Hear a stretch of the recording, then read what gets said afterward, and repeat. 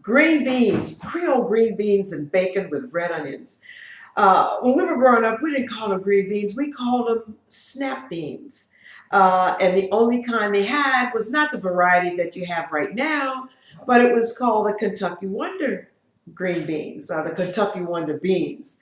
And then Mama would take and she'd fry up the bacon, to get on that good old bacon grease in there. And then she'd saute a few of the onions in there and then throw in a little bit of flour and the green beans and let that cook. And then she'd add some kind of a liquid. And then as it cooked, the flour in there would make like a nice sauce, or what we call like a gravy.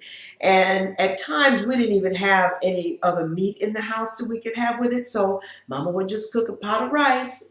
What I do sometimes now at home, just a pot of rice, and you pour those snap beans with bacon and onions over the rice, and you've got one full meal.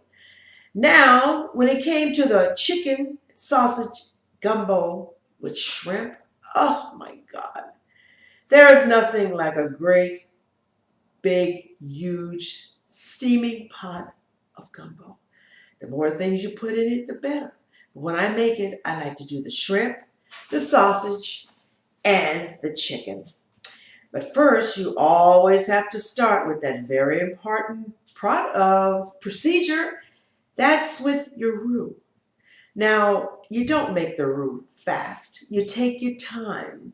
And that's when you get the utmost flavor, is when you take your time and put all that love and feeling into your roux.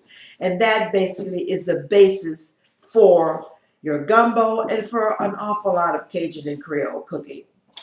For desserts, okay, the Banana Foster right now, that's a pretty fancy dessert that's being served in a lot of the Cajun and Creole restaurants, especially in Louisiana, and a lot of other cafes or restaurants that copy it.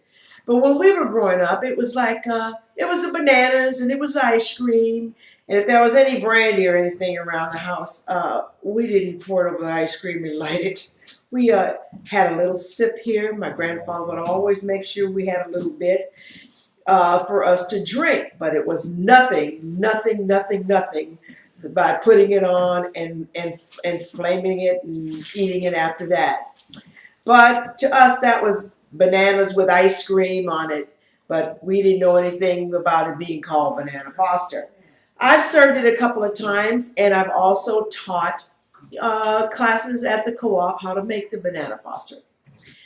Oh, and then one of my favorite memories was when I came to California, actually moved to Hollywood, and after my grandmother had passed away, and I was like on my own and moved to Hollywood.